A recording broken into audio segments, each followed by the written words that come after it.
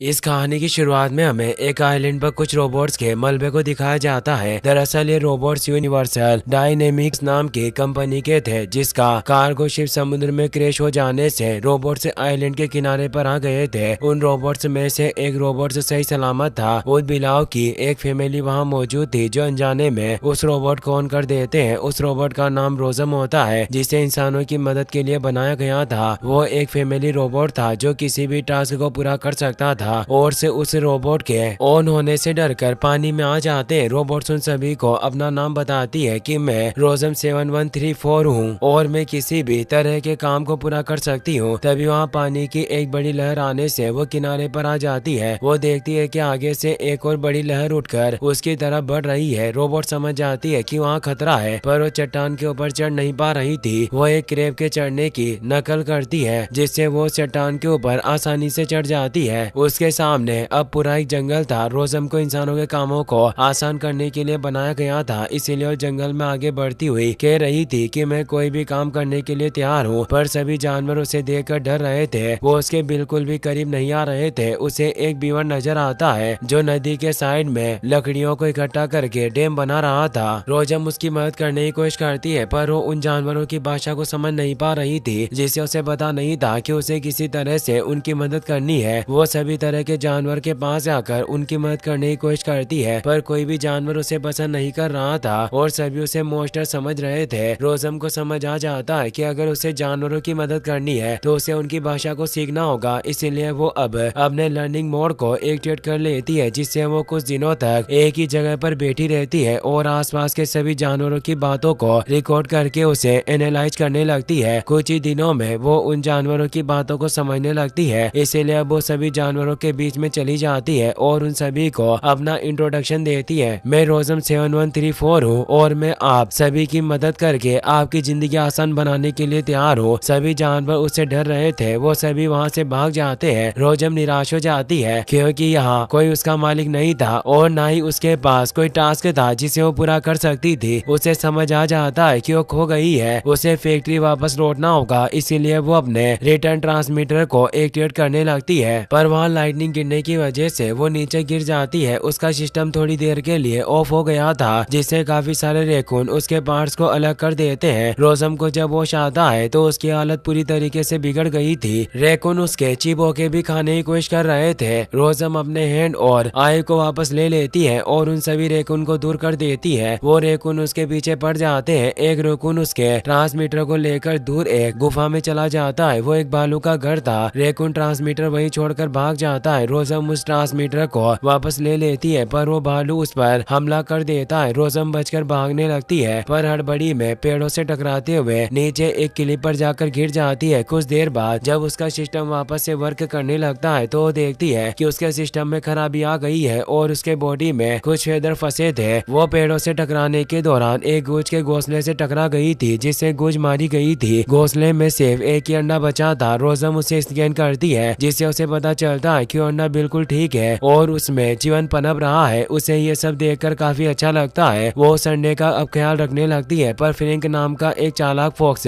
उस एक को लेकर भागने लगता है। रोजम उसका काफी देर तक पीछा करती है। फॉक्स अंडे को खाने की कोशिश करता है, पर रोजम उसे रोक देती है। फॉक्स फिर से चालाकी दिखाता है और अंडा लेकर भागने लगता है, पर वो गलती से एक हेजहॉग पर जाकर गिर जाता है। फ्रैंक को अपने कर्मों की सजा मिल जाती है। रोजम उस अंडे को वापस अपने पास रख लेती है। फ्रैंक के मुंह पर काफी कांटे चुभ चुके थे। रोजम का काम लोगों की मदद करना था, इसीलिए वो फ्रैंक के चेहरे के सभी कांटों को भी निकाल देती है। फ्रैंक काफी डर गया था, जिससे वो वहाँ से भाग जाता है। वो अंडा अब टूटने लगा था। रोजम उसे अपने सभी टेंटिकल से रोकने की कोशिश करती है, पर अब उस अंडे से गोसलिंग यानी बतख का बच्चा बाहर निकल आता है, जो पहली बार रोजम को देखता है, जिससे रोजम को भी अजीब सी फीलिंग का एहसास होता है। पर वो उस गोसलिंग को वहीं छोड़ देती है और वहाँ से फैक्ट्री जाने के लिए आगे बढ़ने लगती है। गोसलिंग जिसे भी पहली बार देखते थे उसे अपनी माँ मान लेते थे। गोसलिंग रोजम का पीछा करने लगता है। रोजम उसको खुद से दूर करने का भी कोशिश करती है पर वो हर बार उसके पास आ जाता है। रोजम अब अपने रिटर्न ट्रांसमीटर को ऑन करने लगती है ताकि वो फैक्ट्री वापस जा सके पर गोसलिंग अपनी चोट से उस ट्रांसमीटर को तोड़ देता है। उसे गोसलिंग का बिहेवियर समझ नहीं आ रहा था।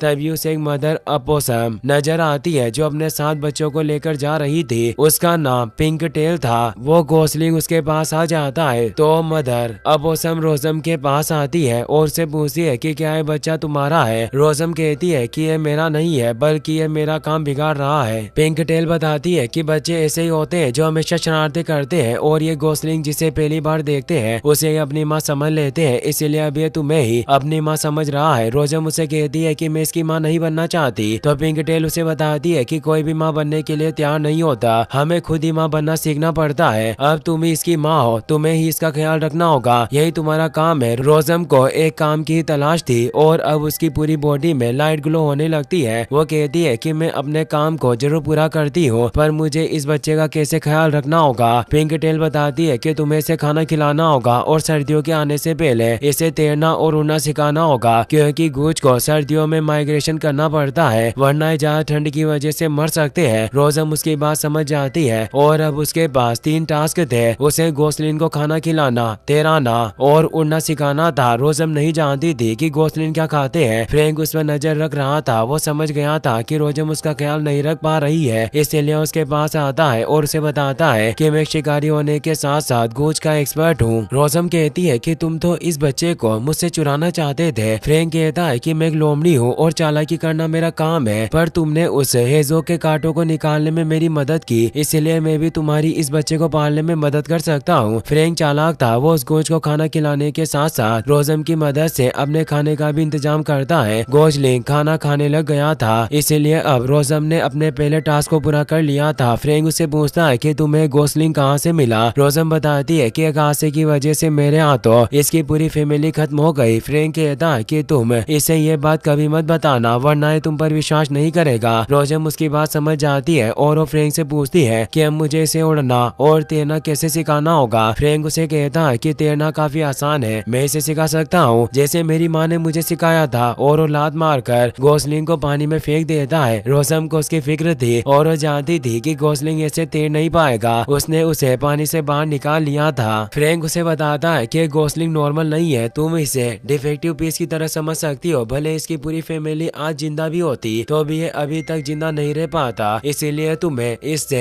इतना लगाव नहीं रखना चाहिए और उसे खा लेता है ताकि उसके मरने के बाद में उसे दुख ना हो। पर रोजम गोसलिन को बाहर निकाल लेती है और कहती है कि इसे मारने से मेरा काम पूरा नहीं होगा, मुझे सर्दियों से पहले से उड़ना और तैरना सिखाना होगा। फ्रैंक कहता है कि पहले तुम्हें इसके लिए एक घर बनाना होगा जहाँ ये सुरक्षित रह सके और कोई इसे खा ना सके। रोजम अब जंगल से लकड़ियों को इकट्ठा करना शुरू कर देती है। गोसलिंग भी अब बोलना सीख गया था पर उसे रोजम का नाम लेने में दिक्कत हो रही थी, इसीलिए रोजम उसे कहती है कि तुम मुझे अब से रोज बुला सकते हो। गोसलिंग को यह नाम अच्छा लगता है। अब रोज फुल स्पीड में घर को बनाने लगती है। गोसलिंग भी उसकी मदद करता है। कुछ ही घंटों में वो अपने रहने के लिए एक इग्लू की तरह घर को बना लेते हैं। फ्रैंक रोज से कहता है कि तुम्हें इस गोसलिंग का नाम रखना चाहिए, वो एक रोबोट थी इसीलिए वो उसका नाम गोसलिंग 0001 रखती है। पर फ्रैंक और गोसलिंग को ये नाम बिल्कुल भी पसंद नहीं था। वो रोज को बताता है कि इसके नाम में नंबर नहीं होने चाहिए। वो बातों के साथ साथ अपने नए घर को डेकोरेट भी कर रहे थे। फ्रैंक कहता है कि नाम में अपनापन होना चाहिए, इसीलिए अब वो उसका नाम ब्राइट बिल रखती है। गोसलिंग को भी ये नाम बहुत अच्छा लगता है। फ्रैंक को भी ये नाम पसंद आता है। ब्राइट बिल को नींद आ रही थी। फ्रैंक उसे कहानी सुनाता है कि एक छोटा सा आइलैंड था जिसमें एक प्यारा सा गोसलिंग रहता था पर वो अकेला था, इसीलिए उसने स्टार से विश मांगी कि वो उसके पास एक प्यार करने के लिए माँ भेज दे। रोज उसी स्टार पर बैठी हुई ये सब सुन रही थी और वो वहाँ से तुम्हारे पास आ गई। उसके सीने में भी एक दिल था जिसके बारे में उसे कोई खबर नहीं थी और वो एक माँ की तरह तुम्हारी देखभाल करने लगी। गोसलिंग को अब नींद आने लगती है। रोज भी बैटरी बचाने की वजह से शट डाउन हो जाती है और वो तीनों अब सो जाते हैं। ऐसे ही वक्त गुजरता रहता है। ब्राइट बिल अब बड़ा हो गया था पर रोज के परवरिश करने से वो भी रोबोट की तरह बर्ताव करता था जिससे कोई भी जानवर उसका दोस्त नहीं था और वो डरकर उससे भी दूर भाग जाया करते थे। रोज अब उसका दिल खुश करने के लिए उसे कई सारे जानवर जानवरों की तरह बनकर दिखाती है। अब उसे तैरना सिखाने के लिए तालाब के पास ले आते हैं। ब्राइट बिल को डूबने से डर लग रहा था, पर फ्रैंक उसे धक्का देता है जिससे वो सीधा पानी में आ जाता है। ब्राइट बिल अब अपने पंखों को रोज के बताए अनुसार हिलाने लगता है, जिससे अब ब्राइट बिल तैरने लग गया था। रोज इससे खुश होती है, उसने दूसरे टास्क को भी पूरा कर लिया था,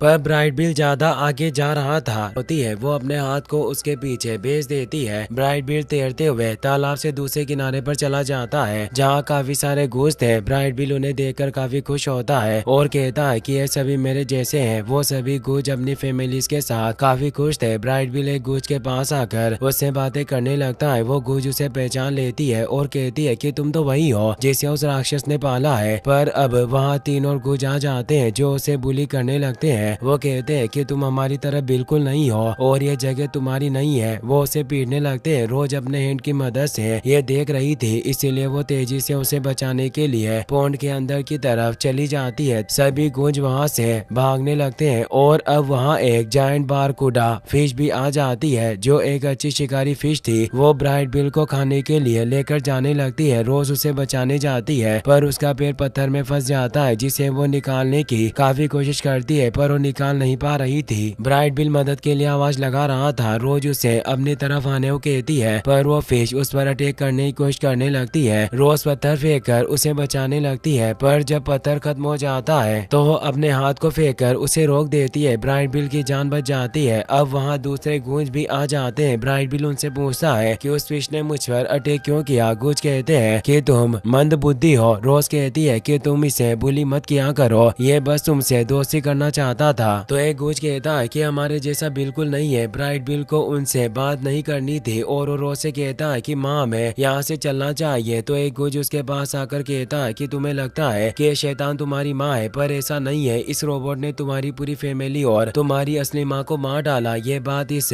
आइलैंड के सभी जानवर जानते हैं। फ्रैंक को इससे काफी गुस्सा आता है और वो उस गूंज पर अटैक करने लगता है, पर रोज उसे पकड़ लेती है। ब्राइट बिल इससे रोज से नाराज हो जाता है और अब वो गुस्से में वहाँ से चला जाता है। रोज भी वहाँ से जाने लगती है। रोज का एक पैर पत्थर में फंसने से डैमेज हो गया था। वहाँ पॉन्ड में बीवर मौजूद था, जो ये सब देख लेता है। वो कब से गूंज पर नजर रख रहा था और उसे एहसास था कि रोज ब्राइट बिल का एक माँ की तरह ख्याल रखने की कोशिश कर रही है। ब्राइट बिल, फ्रैंक और रोज अपने घर पर आ चुके थे। रोज अपने पैर को ठीक नहीं कर पाती, इसीलिए वो पैर के हिस्से को अलग कर देती है। ब्राइट बिल रोज से अपने पास्ट के बारे में पूछता है। रोज बताती है कि एक हादसे में मेरे हाथों से तुम्हारी पूरी फैमिली नष्ट हो गई। ब्राइट बिल इससे दुखी होता है। वो कहता है कि मुझे तुम पर काफी भरोसा था और मैं तुम्हें ही अपनी फैमिली मानता था, पर तुमने मेरी असली फैमिली को मार डाला। रोज उससे माफी मांगती है। मैंने जानबूझकर कुछ नहीं किया, वो सब अनजाने में हुआ। ब्राइट बिल कहता है कि ये बात जानकर तुम्हें मेरी असली माँ को बतानी चाहिए। अगर आज वो जिंदा होती तो मैं भी नॉर्मल होता और मैं तैर और उड़ सकता था। रोज कहती है कि तुम आज बहुत अच्छा तैरे हो। अगर तुम ऐसे ही प्रैक्टिस करते रहे तो तुम एक अच्छे स्विमर के साथ साथ उड़ना भी सीख जाओगे। ब्राइट बिल कहता है कि इससे कोई फायदा नहीं होगा, तुम मेरी फीलिंग्स को नहीं समझती, तुम मेरी माँ नहीं हो। और अब वो वहाँ से चला जाता है। रोज काफी सैड हो जाती है क्योंकि इतने सालों से जंगल में रहने से उसके अंदर भी इमोशन क्रिएट होने लगे थे। रोज अब समुद्र के किनारे आती है जहाँ वो सबसे पहले एक्टिवेट हुई थी। वो देखती है कि उस जगह पर और भी कई सारे यूनिवर्सल रोबोट्स के टूटे हुए पार्ट्स पड़े हुए थे। वो अपनी ही तरह के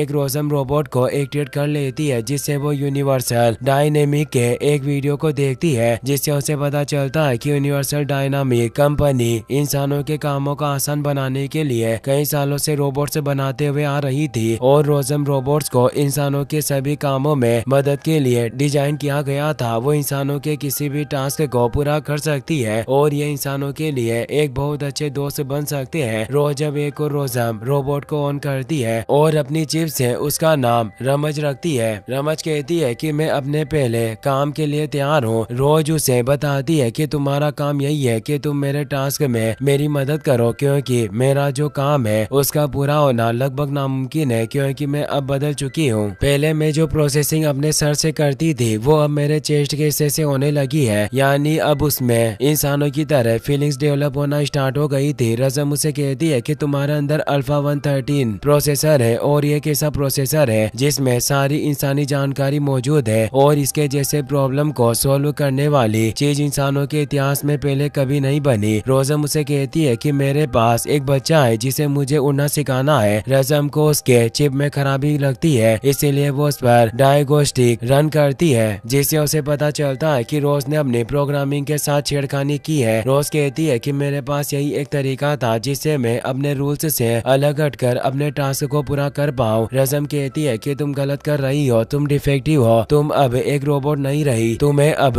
वापस फैक्ट्री लौटना होगा, वो तुम्हें वापस ठीक कर देंगे। और उसे अपना रिटर्न ट्रांसमीटर देने लगती है। इसी के साथ उसकी बैटरी खत्म हो जाती है। रोज को कुछ समझ नहीं आ रहा था, वो एक गिल्फ पर आकर बैठ गई थी। फ्रैंक भी अब वहाँ जाता है। रोज उसे बताती है कि मैंने सब कुछ बिगाड़ दिया, इसीलिए मुझे वापस फैक्ट्री लौटना होगा, और वो नए रिटर्न ट्रांसमीटर को अपने हेड पर लगा लेती है। फ्रैंक उसे कहता है कि तुम्हारा मिशन पूरा नहीं हुआ है। रोज कहती है कि यह मेरी दुनिया नहीं है, जहाँ से मैं आई हूँ वहाँ सब मेरे जैसे है। फ्रैंक कहता है कि हो सकता है कि वो दुनिया इस दुनिया से भी बुरी हो। रोज कहती है कि शायद वो मुझे ठीक कर सकते हैं और वहाँ ऐसे लोग होंगे जिनको मेरी मदद चाहिए होगी। फ्रैंक सभी कुछ उड़ते हुए पक्षियों को देखता है और वो रोज से कहता है कि हमारे पास वक्त नहीं है, हमें ब्राइट बिल को जल्दी उड़ना सिखाना होगा क्योंकि हम ही उसके दोस्त हैं, इसीलिए उसे हमारी बात माननी होगी। अब वो दोनों ब्राइट बिल के पास आ जाते हैं और उसे समझाने की कोशिश करते हैं कि वो उड़ सकता है, पर वो हिम्मत हार चुका था। वो कहता है कि मुझे नहीं लगता कि मैं कभी उड़ पाऊंगा। रोज उसे कहती है कि अगर तुम सच में जीतना चाहते हो तो तुम्हें उड़ना सीखना ही होगा, ताकि हम दोनों अपनी अपनी दुनिया में वापस लौट सके। तभी वहाँ से उड़ते हुए कुछ गुजरते हैं। रोज उन्हें स्कैन करने लगती है, जिससे उसे पता चलता है कि वो किस तरह से उड़ते हैं, और वो ब्राइट बिल को ये भी सिखाने लगती है, पर वो फिर भी उड़ नहीं पाता, जिससे बाकी के गोज उसका मजाक उड़ाने लगते हैं। रोज कहती है कि तुम्हें बस थोड़ी स्पीड की जरूरत है, और वो दौड़कर उसे स्पीड देने लगती है, पर उसका एक पैर टूटा होने से वो पत्थरों से टकराकर नीचे गिर गई थी। रात में वो रास्ते के सभी पत्थरों को हटाकर दौड़ने के लिए एक रोड बना लेती है। बीवर भी अब वहाँ जाता है, जो रोज के लिए उसके टूटे हुए पैर को लकड़ी की मदद से जोड़कर ले आया था। वो उसे रोज के पैर में लगा देता है। रोज उसे तेज कहती है। अब पहले दिन रोज पूरी मेहनत से ब्राइट बिल को स्पीड देकर उसे उड़ना सिखाने लगती है, जिससे ब्राइट बिल उड़ने लग जाता है, पर कुछ देर बाद ही वो नीचे गिर जाता है। रोज कहती है कि हमें इसके लिए एक फ्लाइंग इंस्ट्रक्टर ढूंढना होगा जो इसे ठीक से उड़ना सिखा सके, और वो एक क्लिफ की ऊंचाइयों पर आ जाते हैं जहाँ एक बार रहता था, उसका नाम थंडरबोल्ट होता है। अगले दिन से वो ब्राइट बिल को उड़ना सिखाने के लिए आ जाता है। वो उसे बताता है कि तुम्हें अपने छोटे पंखों को देखकर निराशा नहीं होनी चाहिए, मेरे पंख भी छोटे हैं पर मैं इनसे भी आकाश की गहराइयों को नाप सकता हूँ। थंडरबोल्ट अब उसे उड़ना सिखाने लगता है। ब्राइट बिल उसकी स्टेप्स को फॉलो करके उड़ना सीखने लग जाता है। ब्राइट बिल इससे खुश होता है और अब वो टेस्ट के दौरान सभी रिंग्स में से भी आसानी से निकल जाता है। ब्राइट बिल खुश था कि वो उड़ना सीख गया है। रोज के पास से गूंज आता है और जो उसे बताता है कि मेरा नाम लॉन्ग नेक है, मैं ही आने वाले माइग्रेशन का लीडर हूँ, मैं तुम पर कब से नजर रखे हुए हूँ। रोज कहती है कि तुम पहले से गूंज हो जो हमसे इस तरह प्यार से बात कर रहा है। लॉन्ग नेक कहता है कि हम गूंज थोड़े शर्मीले ही होते हैं, पर बातचीत में हम अच्छे होते हैं और हम काफी बोरिंग भी है, पर ब्राइट बिल हम में से सबसे अनोखा है। रोज उससे कहती है कि आने वाले माइग्रेशन में क्या तुम ब्राइट बिल को भी अपने साथ लेकर जा सकते हो। लॉन्ग नेक बताता है कि हम एक हफ्ते बाद निकलने वाले हैं, हम उसे साथ लेकर जा सकते हैं, पर उसे पूरी लगन के साथ उड़ने की प्रैक्टिस करनी होगी। हर खतरे के लिए उसे तैयार रहना होगा, इसीलिए तुम्हें सारा दिन उसको हवा में ही रखना होगा। सुबह से शाम तक उसके पैर जमीन पर नहीं पड़ने चाहिए। ब्राइट बिल जन्म से ही कमजोर है, वो अभी तक जिंदा नहीं रह पाता,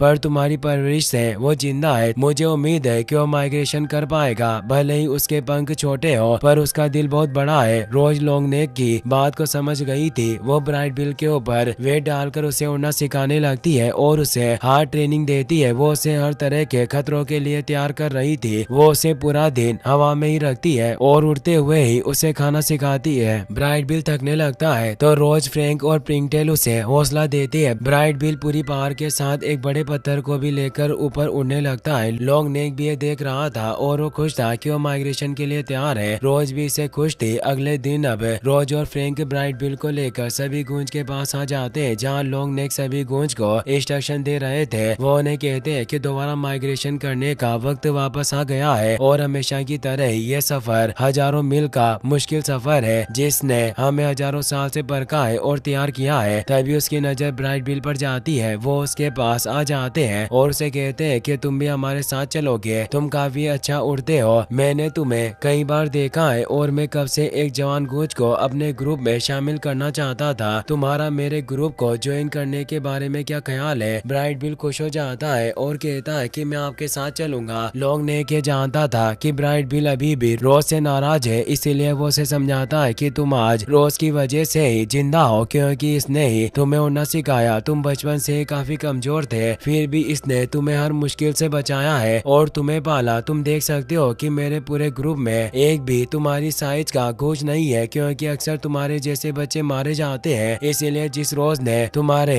फैमिली को मारा उसने ही तुम्हें एक नई जिंदगी दी। ब्राइट बिल को भी एहसास होता है कि रोज उससे बहुत प्यार करती है, पर वो ये बात रोज को कह नहीं पाता क्योंकि अब उसके माइग्रेशन का वक्त हो गया था। लॉन्ग नेक उन सभी को सफर शुरू करने को कहता है, जिससे वो सभी उड़ने लग जाते हैं। ब्राइट बिल रोज को अपने दिल की बात कहना चाहता था कि वो उसे अपनी माँ मानता है, पर ये वो कह नहीं पाता और वो रोज से कहता है कि मैं जा रहा हूँ, पर क्या जब मैं वापस आऊंगा तब क्या तुम मुझे यहाँ मिलोगी। रोज कहती है कि मैं नहीं मिलूंगी क्योंकि मैं वापस अपनी दुनिया में लौट जाऊंगी। तो ब्राइट बिल उसे कहता है कि क्या आखिरी बार तुम मुझे उड़ने के लिए स्पीड दे सकती हो। रोज इससे खुश होती है और वो उसे अपने कंधे पर बिठाकर फुल स्पीड में रन करती है, जिससे अब ब्राइट बिल भी गूंज के झुंड के साथ उड़ने लग जाता है। रोज के अब तीनों टास्क कंप्लीट हो चुके थे, पर वो ब्राइट बिल को अब अपना बच्चा मानने लगी थी, इसीलिए वो दौड़कर आखिरी बार उसे देखने जाती है। ब्राइट बिल अब उसके पास नहीं रह सकता था, वो किस दिनों तक उसी के इंतजार में वहीं बैठी रहती है। इसी के साथ इस मूवी का फर्स्ट पार्ट यहीं खत्म हो जाता है। अगर आप इसका नेक्स्ट पार्ट भी जल्दी देखना चाहते हो तो कमेंट में नेक्स्ट पार्ट जरूर लिखना और इस वीडियो को लाइक करने के साथ साथ अपने दोस्तों को शेयर करना ना भूलें। Thanks for watching.